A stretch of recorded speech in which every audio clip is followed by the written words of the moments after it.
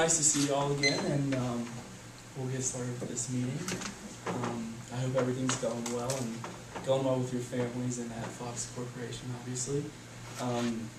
We're here to talk about a couple things. We just want to let y'all know that none of this is unusual. We do this with all of our audit clients as a preliminary meeting, so don't feel uncomfortable about anything. We just want to bring a couple of things that we found to issue. So first of all, here are the meeting. Here's the agenda, one for each of y'all.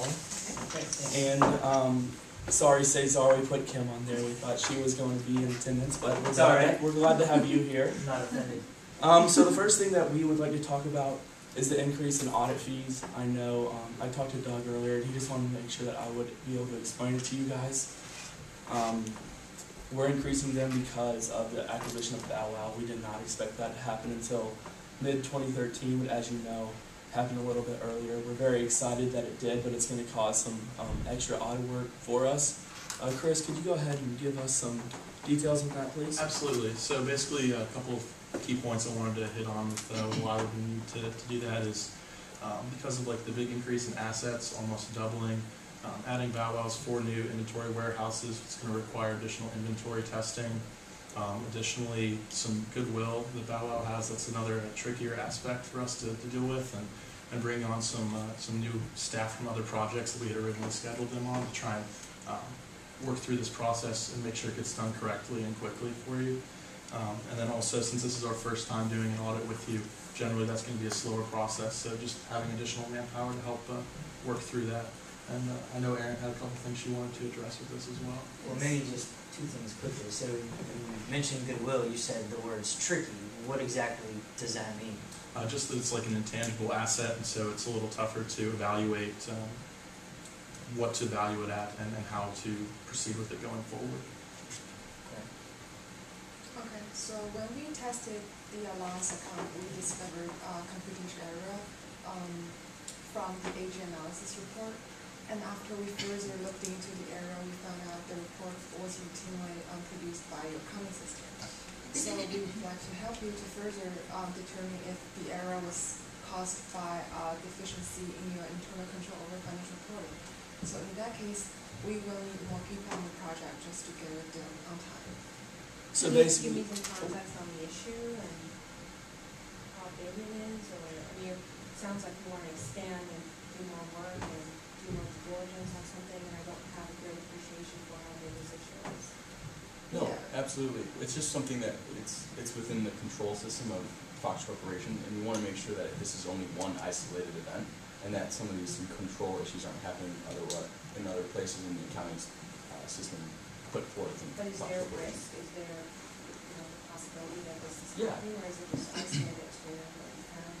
Well, that's why there is risk, and that's why we're gonna do some additional procedures and do some additional testing to make sure that and if we come up with some other things, then we're gonna have to go from there. But if it's only an isolated incident, then that is what it is. But there is some risk that it could be spread throughout the control system. That's why we're gonna test for it. So.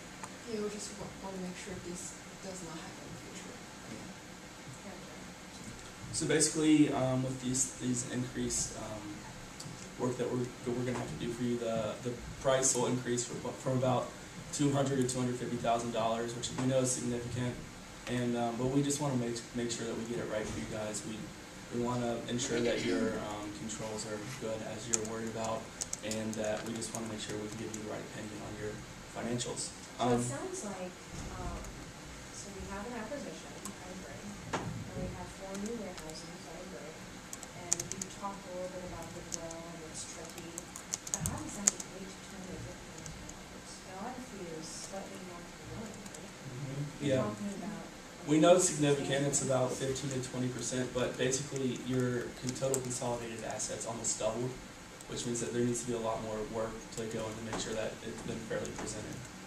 I imagine your materiality goes up now that you're increasing the size of the company. Does that just mean you have to increase the same level of effort?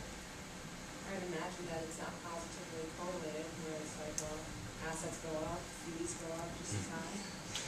No, I know. It's not necessarily positively correlated like that, but I think the main thing is, since Bow Wow is a new acquisition and those factories are new factories, we're not necessarily familiar with the internal controls that they even have set there. So if we're going to do an integrated audit for the full scope of Fox Corporation, we have to make sure that we're going the extra mile to make sure that those procedures are done, so that for subsequent year audits, we already have a good understanding and comfortable foundation to go forward with those. So it's just, since it's a new just a new acquisition. Why don't we do this, maybe at our next meeting, let's put, maybe something together that would help demonstrate the level of our effort prior to Absolutely. the Definitely. acquisition. What we can do is, And then post the acquisition. we'll get back with Doug, Great. we'll create a model, and we'll come back and present that to you at the next Awesome. meeting. So, Perfect, thank you. absolutely. All right, well now Jake, you want to tell them about some Yeah. audit committee research? So, Caesar, I'm not sure if you knew, but Cordelia and I have been in contact a little bit over email, and we just wanted to cover a little bit about the audit committee, because I know you guys are in a little bit of an interim stage right now. That's fair. And you asked for a little bit of advice going forward on how to maybe just put together a good audit committee. So what I did is, in Exhibit D, I pulled together something from the Sarbanes-Oxley Act of 2002. You have it right there if you want to just look on here, you may. But specifically, all the stuff comes from Section 301.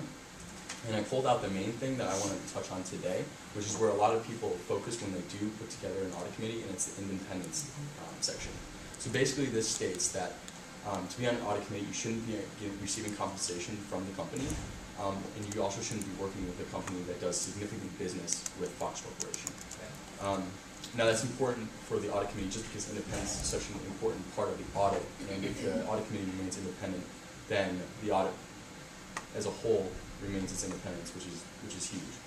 The second part is it's a small point, but the audit group or the audit committee can range from either 3 to 6 people. I know you guys have 3 right now. If you want to expand that later on, that's completely fine. And then the last part is that one of the members of the audit committee should have accounting or related financial expertise.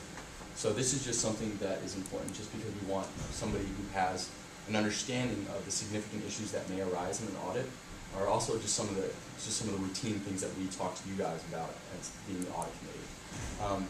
But I know this is a lot just like So what are your regulations and thoughts on the standards. current composition of our audit committee? I mean, it seems like maybe we have some issues to think about. What's your perspective on that? Yeah, absolutely. What we actually did is we thought, we're just throwing regulations and standards at you guys about how to compose an audit committee, and I don't think we necessarily, as the auditor, should tell you who to choose to put on your audit committee, but we did think of some examples. We brainstormed based off of one of your competitors, Ironstrand, and McKay and I came up with just some good examples of what other companies have on their audit committees so that you guys can look at your current roster of the board of directors and decide who would be best for you guys. Yeah, so we went ahead and we looked at Irons, and they're a business within Procter & Gamble, and so we looked at their audit committee. They have 2 good examples that maybe you could base some of your selections off of. The first one is Kenneth Chenault. He is the CEO of American Express right now, and we think he's a good selection because he is obviously independent of the company, but also because he can give sound reasoning for selections and decisions, and he goes through this a lot being a CEO with American Express, so he's kind of used to why audit committees make their decisions. Another good example is Patricia Wartz. She's the president and CEO of Archer Daniels Midland. She's a good example because she is also independent, which is very important, but also because she is an accounting expert. She started out her career with Ernst & Young and then worked her way up to be president and CEO of Archer Daniels Midland. So she'll be another good choice because she's independent and can give advice on accounting issues. So maybe if y'all would like to look at some of your competitors and see these kind of boards, it might be a good way to make some decisions as far as that If goes. you guys have any specific questions going forward, we'd be more than happy to pull up the guidance that you guys might need, or give you guys any high-level thoughts on it. So. Now, Beth, do you want to give some thoughts Yeah. on the internal controls? I've been working on the internal controls, and I'm sure, as you guys are aware, Sarbanes-Oxley requires us to issue an opinion on the effectiveness of your internal controls. And one of the things specifically that I found while going through it was your hiring policies. As I'm sure you guys know, one of the policies is to have a background investigation done within 6 months of the hiring date of high-level executives. And we noticed that for Mr. Tanner and Ms. Lopez, as of February 1st, 2013, those investigations have not been completed, and that's about 11 to 12 months after their hiring date. And I'm sure you guys have seen in the exhibit, but we have a short description of the different level of deficiencies, and we would have to go ahead and classify this as a significant deficiency just because of the severity of getting these investigations done on time. And we also just want to emphasize that it's important to get these done on time, just so in the future your company is not held liable for any issues that may arise. So what does that mean, significant deficiency? Well, significant deficiency, obviously, it's a little more serious than a control deficiency. It's more than a remote likelihood that a material misstatement could occur. And obviously, there's no way of knowing, you know, what could happen if an investigation's not done, but How it can a is. statement occur from not getting a background check? That was my next question. Yeah, that's a hard one, especially a significant deficiency. Right. Well, you just never know going forward what you need to do these background investigations just to make sure these people are qualified and experienced in their accounting knowledge and financial knowledge of the company, just so they're not making errors or creating other misstatements. And it's just important going forward, again, so your company is not liable for any issues that could I think of arise. this more as a deviation from our policy, and we'll take it seriously Mhm. in HR, but I definitely disagree that this is, I don't think it's a significant deficiency Yeah. in our internal controls of the financial reporting. I don't know how our financial statements could be impacted by not following an HR policy. Yeah. Mhm. I don't see the link there, but I mean, I hear what you're saying, and it's not that trying to say it's not Important. not an issue, Yeah, right? But it's definitely important. it feels like a significant deficiency, or this is maybe a little harsh. Yeah, I agree. Right. Well, if you want, we can definitely do some more research and look more into the issue and do some more testing of controls and see. Don't do more testing, we just talked about on fees. We can So follow up. Yeah. we will definitely follow up with our HR All right. director, because we wanna see that. And also, I think we're running short on time, but please look through the rest of the packet that we gave you all. We gave it to you at the beginning so that you would have it, and when we do, keep your